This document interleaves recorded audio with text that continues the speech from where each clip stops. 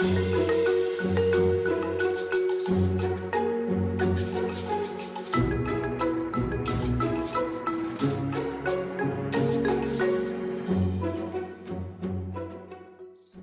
to another episode of Problem Busters. And of course, I'm here with my esteemed co-host, Jonathan. Good evening, sir. Good evening, sir. The very honourable Ollie. How are you? I've never been introduced that way, but I quite like it. I'm good, mate. I'm good. We're watching the fading winter, and though the weather, I think, is better at where our guest is hailing from tonight. So let's get on to that. Introducing you all to Rick Veronese, who is a career and vocational coach, originally hails from Bristol, but now living somewhere a lot sunnier. Welcome, Rick. Thank you very much. Thank you for having me, guys. And whereabouts are you living at the moment? I'm currently in Valencia, Spain. And that is very topical for a chap who talks to people about their careers and how they perhaps might like to get more work-life balance, and I suspect. Well, that was definitely part of the choice, for us to move here. So, yeah, I would agree with that. Nice. So, welcome to the show. And generally what we do is start with a little bit about you in terms of where you're from and growing up. And then I guess that'll take us into the problem at hand. So, take it away. A little bit about Rick. All right. So, I'm originally from Italy. I don't know if you can tell from the accent. But, most people don't realize, they can't quite figure out where I'm from. I grew up in a small town in Italy, roughly about 3,000 population, so very small. And I studied a bit of everything. I studied tourism and hospitality for a while, and then eventually figured out that I didn't like any of it, or at least I only enjoyed one aspect, which was the traveling. And eventually that led me to move to the UK about 7 years ago. I started in design when I moved to Bristol, and initially as a freelancer, but then eventually moved into working for a company in the financial sector. And after 7 years in Bristol, I decided that I want to change a little bit, especially last year with the pandemic. And now here I am. I'm doing something completely different and moved to a completely different place now in Spain. So that's pretty much me in a nutshell. Wow. So tell us, what is Bristol like?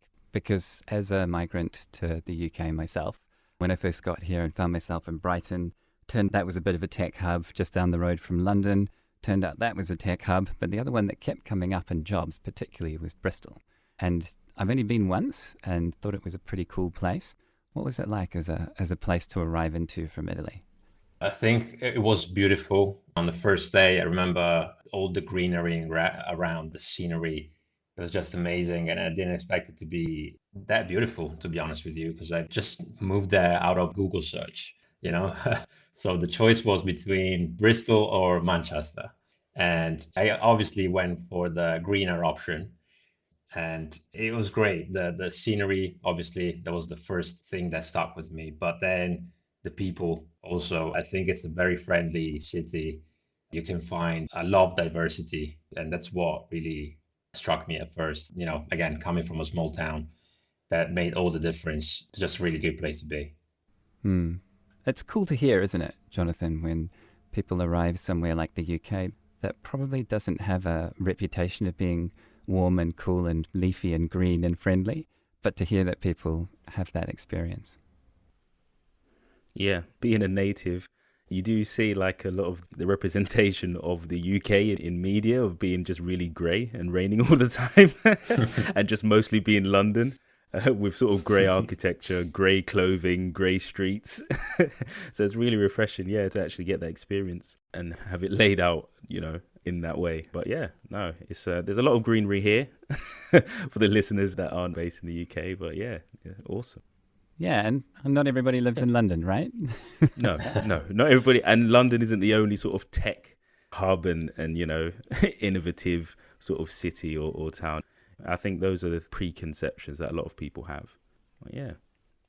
So Rick, you said that you studied design and that you were sort of a designer by trade, you could say. What would have been the classic sort of career journey for a designer? That's an interesting question because I don't come from a traditional background, if you will. So I wouldn't know about traditional career path. For myself, it was mostly teaching myself design. So when I say that study design, it's really getting on Google and understanding the fundamentals of design. And I think the beauty of it is that I managed to do it, just all by myself, so to speak, obviously with lots of resources on the web from people that knew more about it than I did. But for me, it was finding something that that would allow me to pursue a creative career. So really, again, I happened to stumble upon design, if you will, just by searching for jobs that I could be creative with. So for me, I started off with web design first and foremost. So it was a bit of creative work, working in Photoshop and Adobe Fireworks back then. And then eventually learning a little bit of coding, HTML, CSS, and all of those things. And then eventually moved into more of a design role, as in not doing much of the coding anymore and just focusing on the visuals. And then eventually I moved into UX. So the path really went from web designer as a generalist, and then I went straight into being a more specialized generalist, if you will, as a UX UI designer. And then from there, continued to evolve into research and strategy. So yeah, that's kind of how what it looked like for me. Oh, wow. Yeah, that's quite interesting. I like the fact that it was sort of like the Google search sort of inspires all. That's pretty cool.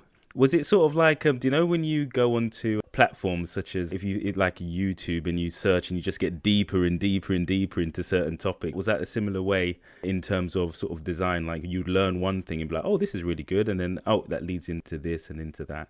Is that what you sort of experience when sort of finding your path towards UX?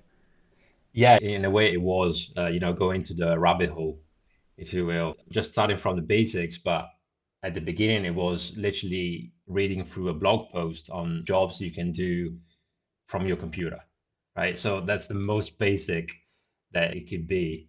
And then I realized, oh, this sounds pretty cool. So you can create websites. Didn't know about it. So I got into it. No one in my family did anything similar. So it was completely new to me.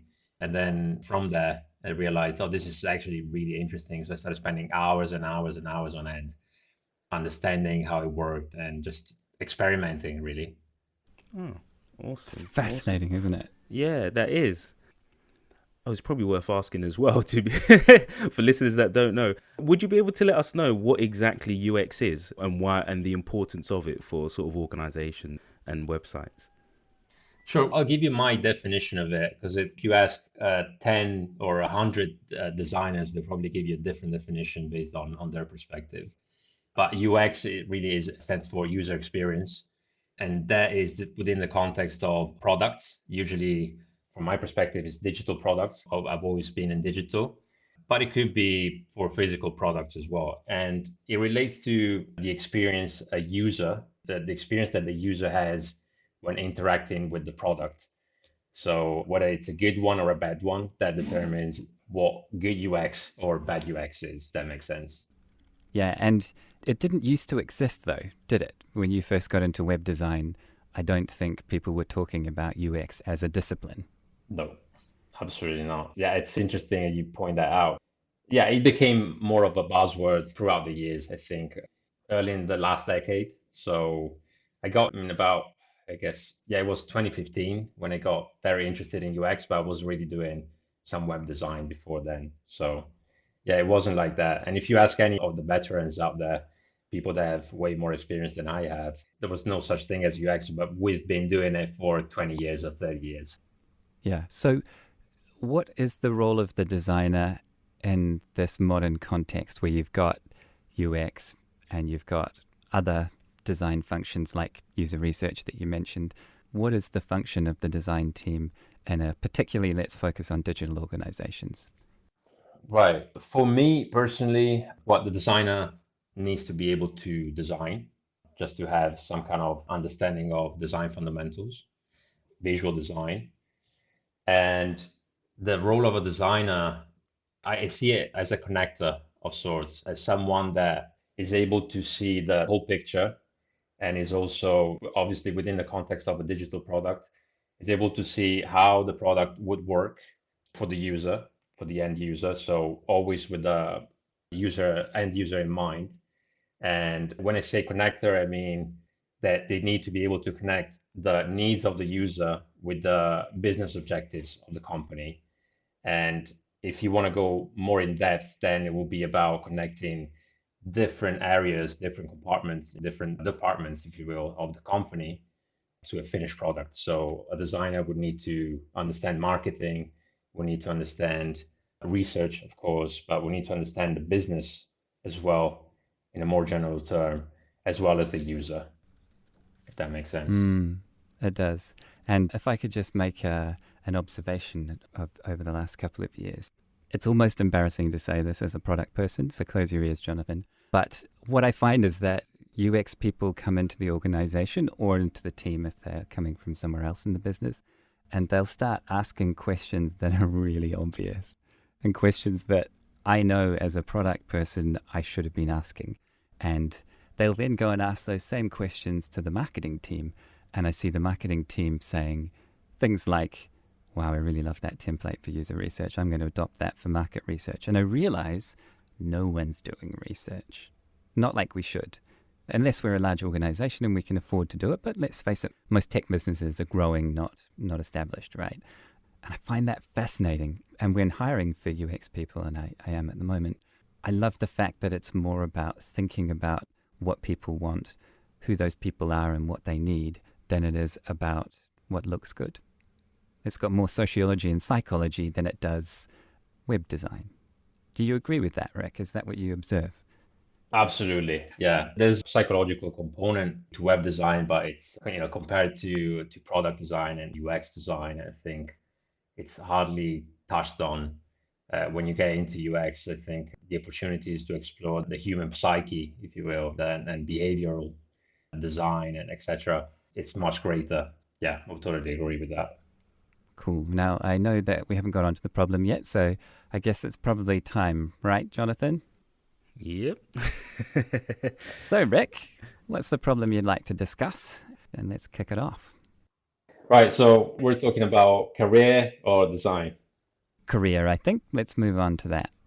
of course. The problem I see in general, if we want to stay within context of the times we're living in, I think is people realizing that life is short and they can go on spending it doing something they don't like. So the problem is people are not fulfilled enough.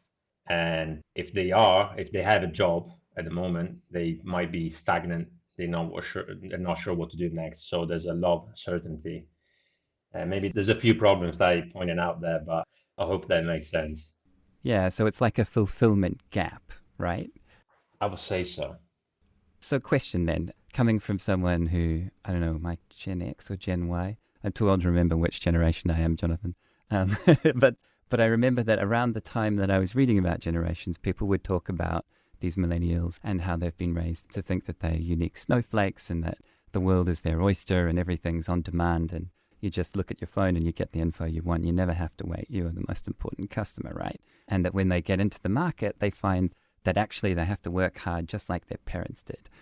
And I've realized that that's, like many things, a bit of spin. And it seems like jobs are still jobs. But the question is, do you think that there is a fulfillment gap that's real? Or do you think people are expecting too much? As in, I want a job that I love and not settling for anything less. That's a great question. I think there's a bit of both, to be honest with you. I do see what you're talking about with the entitlement that comes with, we can start from millennials if you want, and then go into Gen X, Gen Y, and all of the other letters of the alphabet. I do think, there's a balance there between wanting everything and right now and doing something that, being expected to do something that not really what you're meant to do. And I think the more we go on, the more we go into the future, and the more we realize that there are opportunities out there for everyone. So really the choices are limitless. And that's possibly part of the reason why people are so unfulfilled, because they can see what opportunities are out there and they're not doing what they want to do. Do you see what I mean? So is that what led you to think I'm going to move into being a career coach to help people on that journey?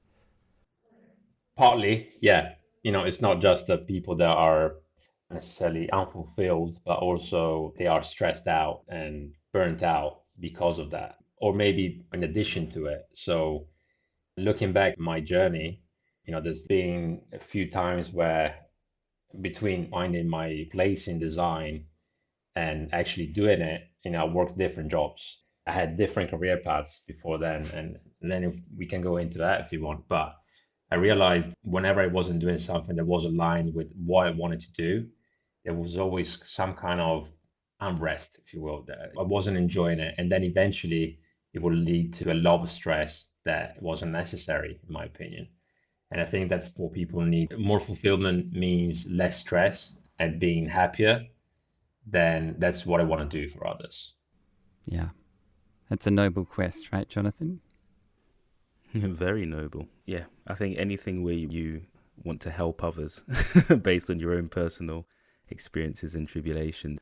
I used that word earlier, honourable endeavour, I think. Oh, sorry, Ollie. Were you about to... No, I was creating some space. Ah. I'm learning.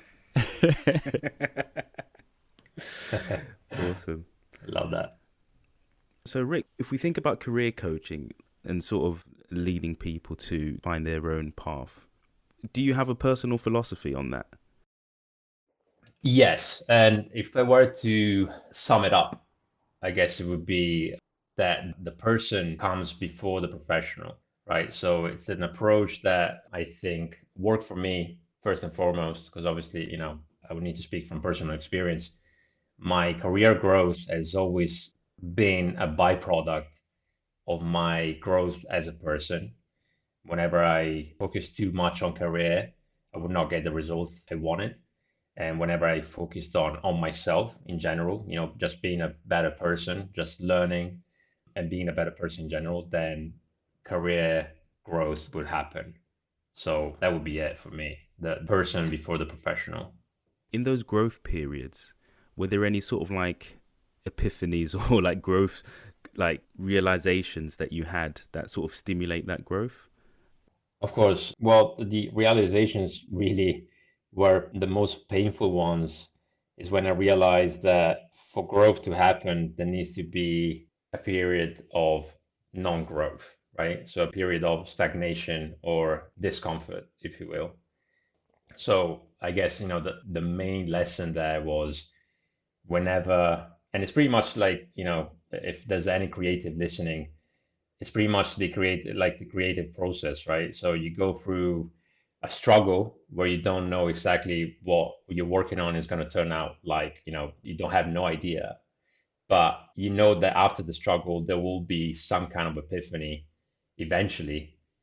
And for me it was realizing that stress is a necessary part of growth. I wonder if a year of being locked inside will lead to a few million epiphanies.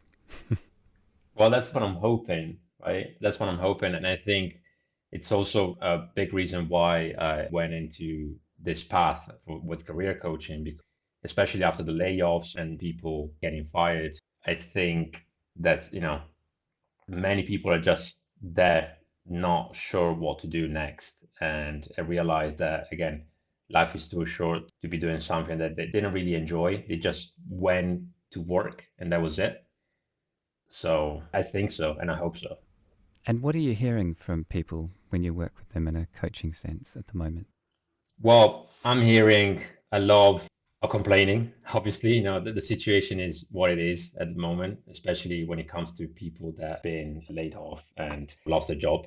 But I'm also hearing what they're fearful about, what they're anxious about, and mostly is not being sure of what they're doing, right? So, for example, maybe they've been furloughed and they're not sure if what they were doing before is actually something that fulfills them, right? So we use fulfillment a lot in this case, but it's really about being happy about what you do. So they're anxious about bringing up work with their family, because they come to that realization that they don't like it anymore, and they also feel guilty a little bit because maybe it pays well, maybe it's they have good status, and how do you bring that up? How can you be that ungrateful to say you don't like what you do when you have it all on the surface?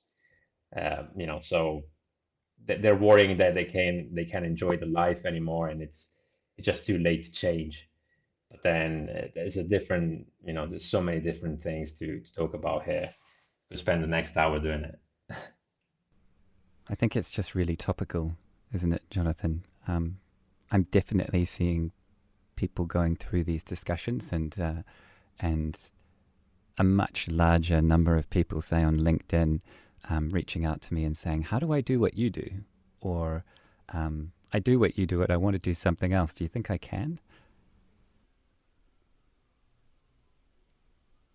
Yeah, I think I think lockdown has had a real effect on that, because when you're surrounded by, if most of your day, if you're at home and most of your day is work, you start to realize what are the joys and what do you enjoy and what do you not enjoy. I think it's a it's a real accelerator, let's say, for decisions. It's quite interesting. That's wonderfully put. That's very true. It is an accelerator of realizations, if you will.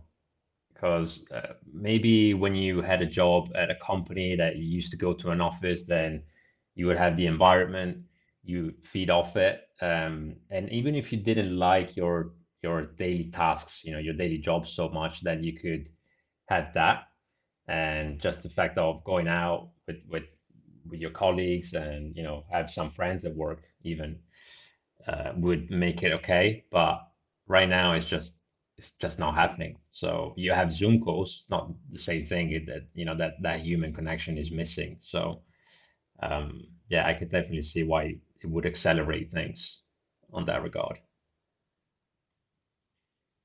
Precisely. What would you say are were some of the mistakes that you made along the way on your particular path? And what would you tell people in terms of how you would navigate those mistakes and how to deal with them? That's a great question. Um, I think from a career perspective, I would say if you want to get into the technical side of things, it would be scrolling job boards, hoping to find the right job for you. It's just not a great idea. And I used to do this, so obviously again, speaking from experience here, also not being picky enough with the jobs I applied to in the past. But then all of this comes down to mindset. So I think the biggest mistake I made, and then I realized that I had made it, was not focusing on my mindset enough before I went into learning any of the technical stuff I learned throughout the years. So taking care of my mental health, of my mindset, of of my perspective on life, would be the first thing I'd do if I could go back. Which obviously I can't, but for anyone that is not that's thinking about the next move and is at a place where they're not sure what to do, what I say is focus on your vision, which sounds a bit you know fluffy, but really it is about finding out what do you see in the future, what are your dreams really, because we all do, right? Maybe we don't talk about it much, but we do all have dreams. And I'm not talking about you know uh, playing in the Premier League if you're if you're already too advanced with the years, or whatever it is. I guess I'll have to take that one off my list. I mean, you could probably do something related, but I think it's good to stay somewhat realistic. And it's also about having that expectation, setting the expectations of what realistic means. So, maybe you can't become a superstar football player. Maybe right now you can't become the next big thing in Hollywood, but you can do something related, and I think it will bring you a lot of happiness. You can find your way in a way. So definitely focus on your vision and your values as a person, your roles in life, um, whatever those are, and find something that fits within those. Just set your own standards and your own vision, and then take your actions based on that and not on anything else external, not on society's rules, not what your parents said you should do. It's a really introspective work that you need to do, and I think if I had done my due diligence in terms of introspection, then I would have gotten where I am today, where I'm happy about what I do much quicker. So that would be the main takeaway for me, really.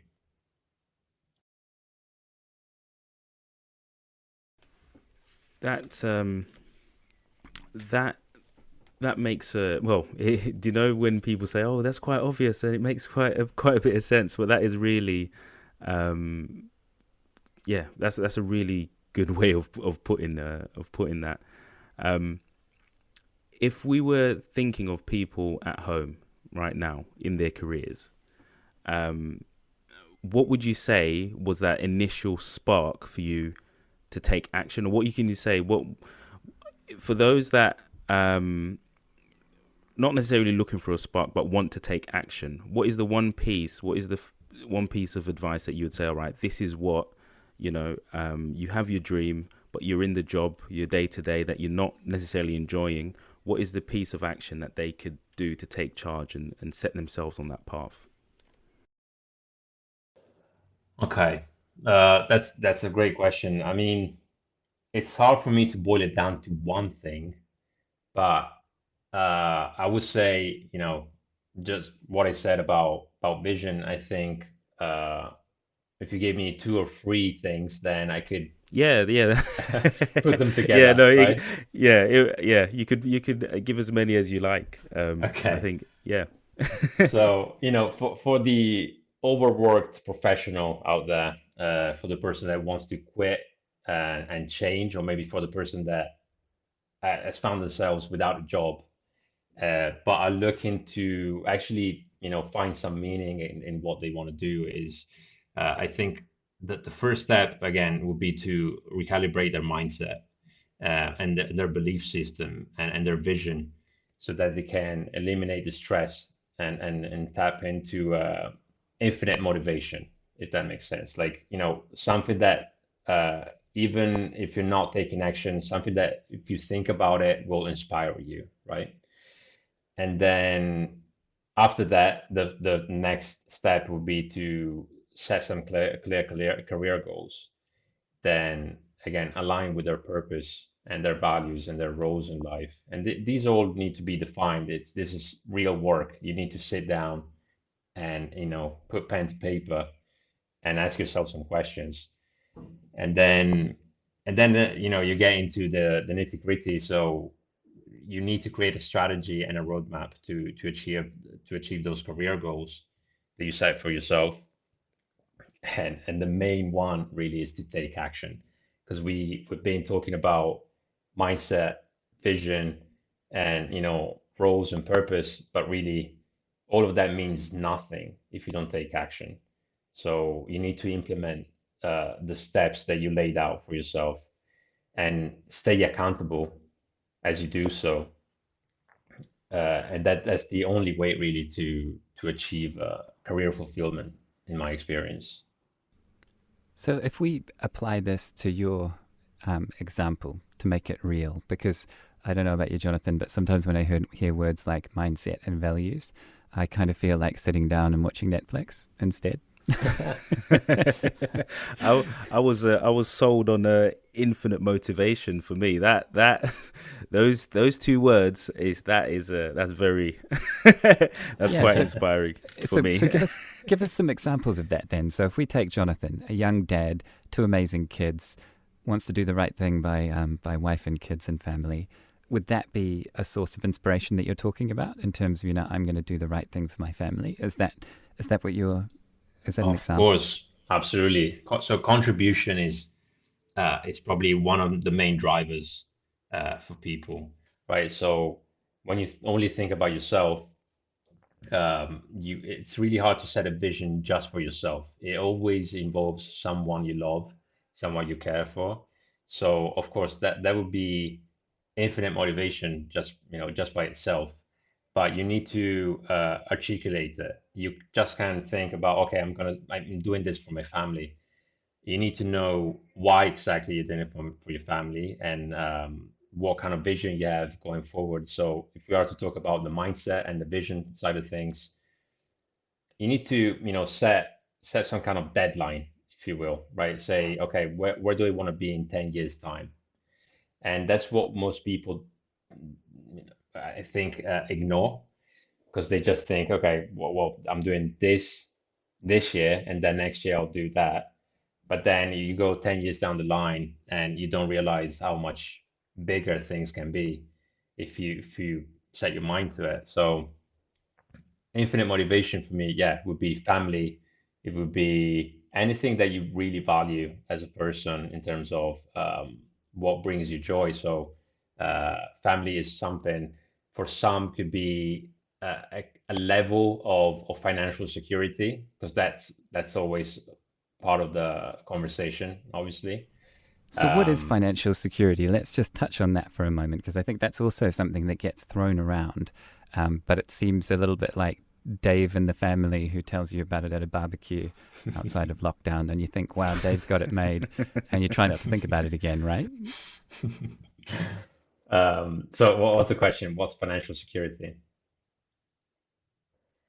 Well, everyone will have their own definition, but for me personally, it's not worrying about money.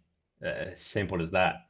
So not worrying about paying bills at the end of the month, not worrying about going on a holiday if you want to, because you have the opportunity, you have the means to do it.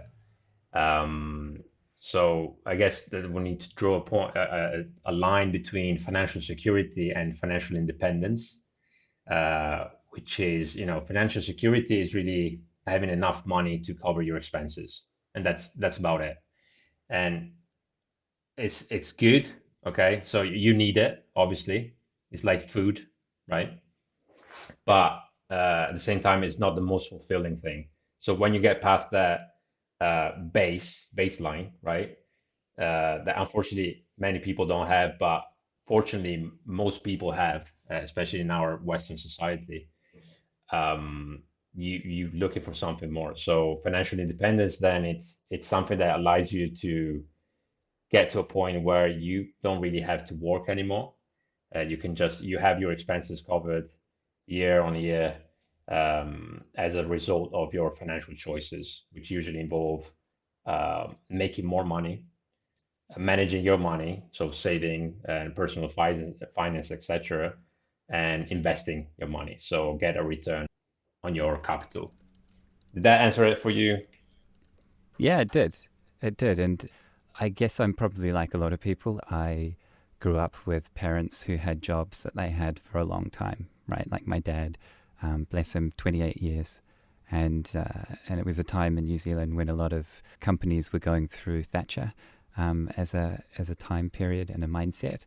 Speaking of mindsets, and so his team was downsized from something like 16 people down to one, and he was the one that was left because he worked hard and probably was really good at what he did, right? So that was my model. I thought, what do I have to do to get a job so that it'll be good enough, and I'll just keep working hard and then I'll be okay. And that's kind of what's always been in the back of my mind, that I just need to do enough to be okay. And then I've realized over time that for me, it's definitely a feeling of safety and wanting to know that I'm safe, right? But I didn't have any financial education And what I mean by that is over the years I've been lucky enough to work in companies that work in fintech, and fintech includes a lot of people that know about finance and about accounting, and I'd hear them talk about things like you should pay into your pension, not just what the government makes you do, but you should put a bit more in. And I was like, why would I do that? It's less money for the weekend, right? But it is crazy when I started to look into it, how little extra I needed to do in order to save up a reasonable amount. It just makes me realize how important ideas to be added to the mindset, such as save today, tomorrow is slightly better. That's a great one. We don't get enough of that if you think about it in schools, for example. So it's not part of our education. So if it's not our parents, then the school system doesn't support for that kind of personal finance education. And I think it's really important. I grew up in a similar environment. So finances was something that I had to learn for myself. And it just can't stress how important it is for us right now, but also for our children to learn more about it so they can live a life that's just not struggling with debt or to pay whatever comes up as an emergency. Because there are ways to make it happen, but we're not really, it's just, it seems like it's a secret and it's not for open for the masses, but it actually is. It's nothing, it's not rocket science. I couldn't agree more. Yeah, it really feels like it's not rocket science and everybody should have these life skills, right? Save part of what you earn. Now, I don't want to dwell on this too much, and I know I've taken it into it because I'm passionate about people looking after themselves financially. So we're going to have a topic on this in the future, right, and have you back on the show. But just for now, since we're talking about it, if people could pick up one or two concepts that they could start to think about that would help them begin to take control of their finances, what would those couple of things be? I would say look at your expenses, figure that out first. So this is painful. I'm not saying this is easy, but it's quite simple on paper. But what changed everything for me was looking at my expenses and see where my money was going. And obviously, it's like it's holding up a mirror, right? So it's your financial mirror. You can see where your money goes, and you understand where you can save a little bit more. And then really, it's about saving money for me at first, trying to understand how finances work, really. So in the most simple terms, the beginning of the month, money out at the end of the month, and just do your math, really. Understand if you can improve your situation. So what you can do is just read books, ask potentially. I wouldn't, go to a bank necessarily because they don't always have your best interest at heart. But Lesson number one, right? yeah, exactly. Exactly. So just get educated on how personal finance works. And the fundamentals really is money in and money out, and see what's coming in and see what's going out, and try to optimize that as much as you can. Thank you. Thank you. So if we take this back to the career coaching topic now, I guess when people are realizing that they need to make a change, either because they need to make a change or because they've been furloughed or laid off, it's going to help a lot to have a little bit of money to survive on while making that change. Is that right? Yes, an intelligent choice to make, whether you're looking to, go self-employed or just any big change in life usually comes with uncertainty. And if you can have, from a mindset perspective, from a mental health perspective, if you can have some certainty when it comes to your finances, because it's easy to get down a spiral there of negative thoughts, feelings. If you can have that certainty, so some savings, then it's great. That's definitely the first thing I would look at. Sorry, Jonathan, I get carried away because I'm so passionate about this. I'm sure you've got some things you want to ask. No, I think I come from a similar background as yourself, Wally. So I think a lot of the answers and the perspective pretty similar to yours. So a lot of my questions were answered. That's why I let you roll on with the with the prodding and poking for for answers. But Yeah, no, super important, super important. But if I may, if I may move us over to the sharing section, is that all right, Ollie and Rick? Absolutely. Awesome, awesome. So this is the section where we typically ask our guests a bit more about their books and films and projects and stuff like that they enjoy and would like to share with the rest of us. So talking about the infinite motivation and steps to get your life on track, it sounds pretty similar or pretty close to, I think, Jordan Peterson, a lot of the stuff that he talks about. You've reviewed the book 12 Rules for Life. Do you mind just giving us your takeaways from that, what you enjoyed and what you would like to share? Of course, yeah, that was a while back, and the book I think it's probably 3 or 4 years old. But as soon as I read it, and I also listened to it on Audible, it stuck with me just because it sounded like something that came from one of the classics from 100 years ago or even older, right? Because of what it talks about. And the book dives deep into human interaction, what consequences our actions. More in general, it's just, I guess, it's the ultimate self-help book, but there's also some kind of science to back it up. So that's what really drove me to it because I quite, I'm that person that needs that backup, right? That scientific backup. I understand it's not available for everything, so you have to kind of have a balance there. But when there is, then I'm a sucker for it. So in terms of the takeaways, yeah, as you said, I wrote an article reviewing the book. First and foremost, it was to relate it to my field of competence, right? So what I did was taking the book, so it's called 12 Rules for Life, and I condensed it to six because then it will become too long of a review. I just tried to relate it to the design field at the time. So there's six rules that I mentioned, and to quickly touch on them, where I just paraphrased basically some of the rules, but one of the rules was you're a badass, portray an image of competence. It's all about carrying yourself like an expert, and not as much as faking it till you make it, but more like you know it's just the way you act really. So the way you portray, the way you interact with others. So that was one of the main rules for me. And then again, my philosophy comes, a lot of it comes from part of this book also in terms of taking care of yourself before thinking about others. And I think it's the ultimate thing to do. So we go back to career coaching, take care of the person instead of the professional as a priority. And then there's a few other points, if you want, we can touch on those. Yeah, I mean, I can see the relationship, I can see the relationship because we've got the piece of the mindset, right? Then, taking care of yourself so you can obviously help others as well. Could you touch on the accountability? Of course. So what would you like to know? So, how would people find themselves? How would you take accountability for your actions in terms of career? Like, what would be one of the actions you take to say, okay, what am I accountable for when I am sort of creating this plan? You mentioned sort of the job boards and going through them. I don't know if maybe I'm just loosely relating them, but is there anything you can sort of elaborate on? Sure, yeah. So in terms of accountability, I think, well, obviously, third party will come in and hold you accountable. Obviously, as a coach, it will be my job, but you can totally do it with friends and family.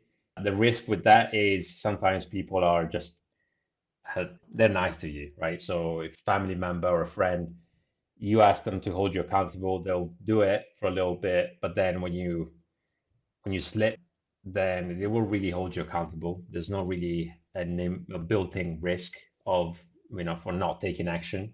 There's no investment on your side to lose.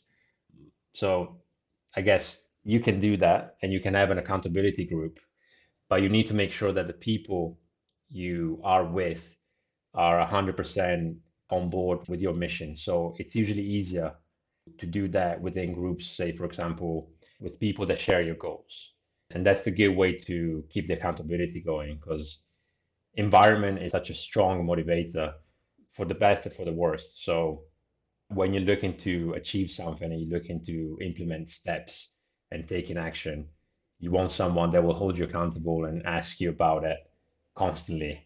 It's not just about, okay, you set some goals and then once a month or every quarter, someone will check in with you. It's got to be hands-on. At least that's the approach I like to have. But just find an environment that will drive you to take action and then make sure people will hold you accountable.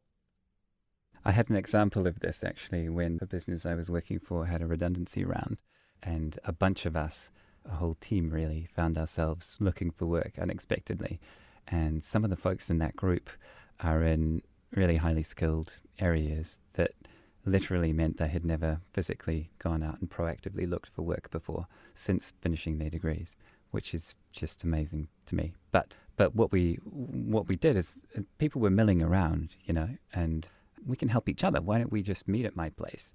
And we'll just do it a couple of times a week. We called it Job Club, and it was just people sat around on laptops getting their CVs ready. Some of them didn't even have a CV.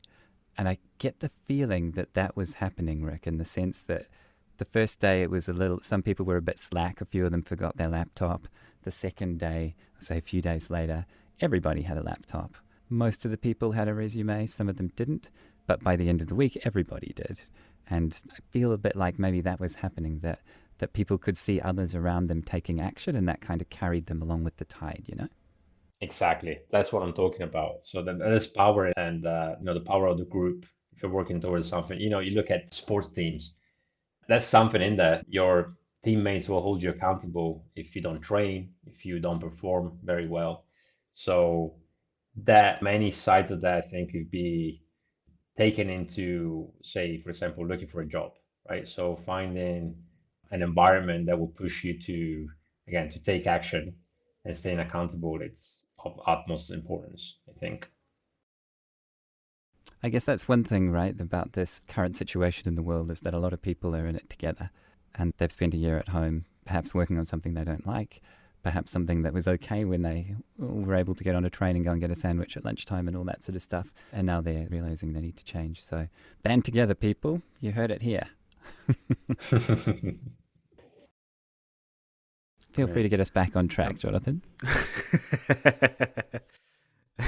I'll be the topic marshal. Back onto the sharing. Are there any sort of projects or movements going on in the world at the moment that's got you excited right now, Rick?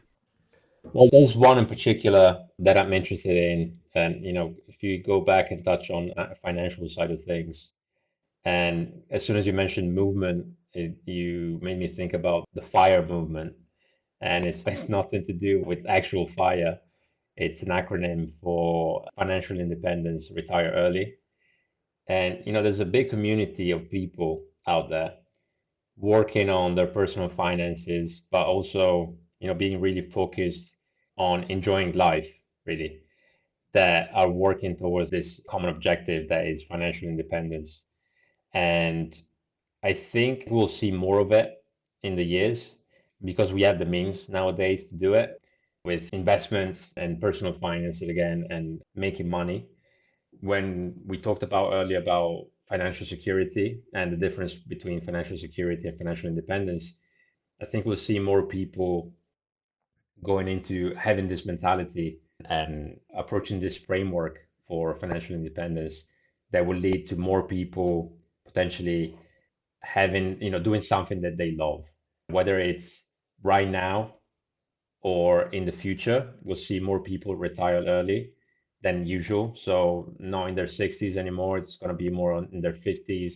Some people are retiring in their 40s. I know some people, not personally, but I have a few examples of people that I have already retired at 30 years old, for example. So it's not about not working anymore. It's actually having that financial security and financial independence to go and do something that you actually enjoy. And that opens so many opportunities, so many possibilities for people to actually make an impact in this society. So, you can do it through your job, through your day job, and through your career, that contribution that we talked about earlier. But imagine if you didn't have to work another day in your life and you have all the financial means that you desired. what would you do, right? Would you go into philanthropy, or what kind of causes would you contribute to? So to your question, what inspires me is this movement, the fire movement. And I think it's really important. I think we're going to see more of it in the future. And I hope we're going to see more of it also in our schools when it comes to financial education and enjoying life, really. So I guess what the term I'm looking for is wealth, how to be wealthy, so, which is definitely not just about money. Yeah, that's powerful stuff. We will definitely we, have you back on to talk about yeah, that that's what I was specifically. about to say. I impact quite a lot there, so I apologize if it's too much, but yeah, I No, get excited too. So it's a good Nice. taste, right? And I reckon the world would be a better place if more people didn't need to work, but went out and did the things that they thought needed doing. exactly. Exactly. So what about tech? What tech is improving your life right now, Rick? That's a good question. So I'm on the road at the moment. Obviously, in terms of working remotely, my laptop and my phone, which I have love and hate relationship with, are definitely helpful.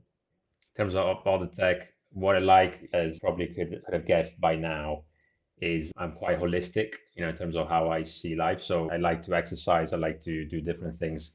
My fitness tracker is helping me out in that sense. So just making sure I hit my daily steps and keep moving, that I don't sit too much during the And day. and is it a Fitbit or is it something else?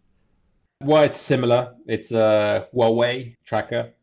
It's nothing too fancy. I just need something that tells me how many calories I'm burning, and whenever I do exercise, and how many steps I'm taking. So, but I'm looking to upgrade because I'm quite the geek when it comes to tech, right? So I'm looking to get me an Aura ring. I don't know if you heard about it before, No, no, but tell it's us. a sleep tracker. It's a ring you put on, and it'll give you all kinds of stats around your sleep, the quality of your sleep, how much time you spend in REM sleep versus light sleep, or whatever. And apparently, it's very helpful, to keep track, obviously, of your sleep. But since sleep is very important, it will tell you what the ideal time for you is to go to bed, for example, or to wake up. So they'll work with your physiology and your biology. So yeah, I could talk about this for hours, to be honest. It's really cool.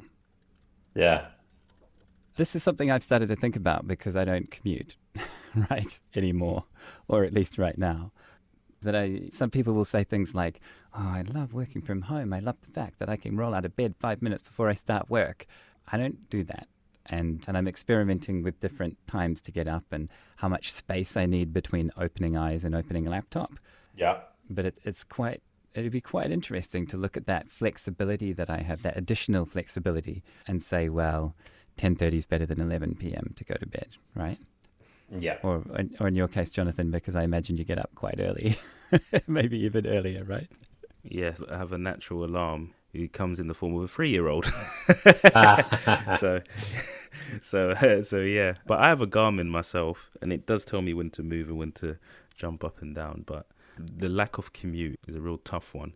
Do you exercise indoors at home, or do you go out for a walk? You have the choice, right? So it's also just trying to find that motivation, which again taps into that whole mindset piece. So, Rick, what would you like to change in the world? If there was one thing you'd like to change, what would you change? Wow, that's a big one. What would I like to change?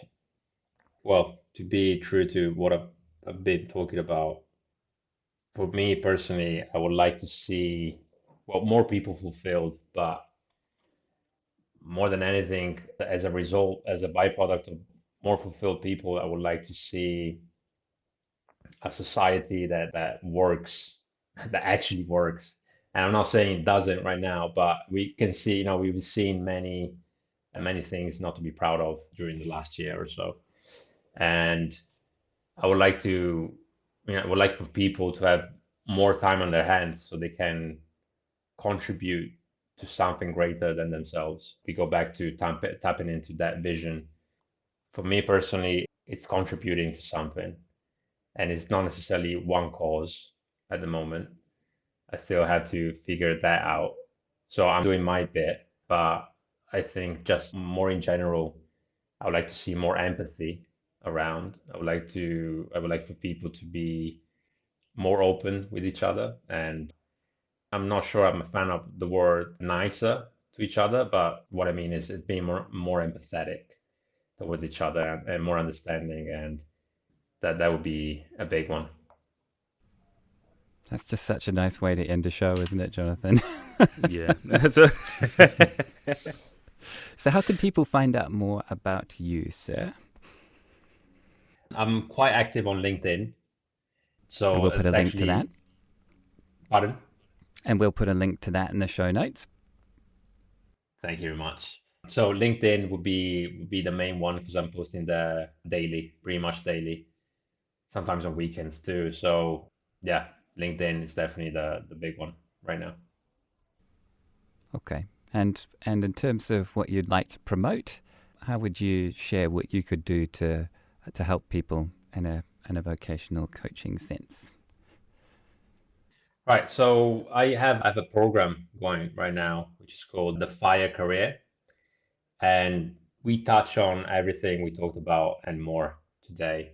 So things like mindset, recalibration, career goals, career mapping, taking action, obviously, that's the big one. And then there's a bit of a bonus I'm working on, which is a growth mapping that every quarter I would have an extra hour accountability call to follow up with my clients, follow up on their progress and make sure that the right adjustments are made to their strategy and so they can reach their career fulfillment even faster. And this is for people who are overworked, who are not happy about what they do, or simply are looking to grow in their own career. So I just want to see people grow, man. So that's really what I'm working on, and that would be something I'd like people to check out and talk to me Awesome. about. Awesome. And that comes through in the tips that you share. So highly recommend that folks tune in and follow you on LinkedIn and thank you for the work that you do. I think there's a lot of questions in a lot of people's minds, and together we grow, right? That's correct. Yes, I love that. Is there anything more from you, Mr. Jonathan? no, I think this, I think that's it for this episode of Problem Busters. I really want to thank Rick again for sharing his insight, and we'll definitely have him back to talk about fire and finances. It's going to be a really interesting discussion. Thanks. Thank you so much, guys. I appreciate you. And thanks for the questions. They're really interesting. I hope people got some value out of it. And it was great to be with you. And thanks for Awesome. being on the show. So don't forget to subscribe, Yes. folks, and we'll see you next time.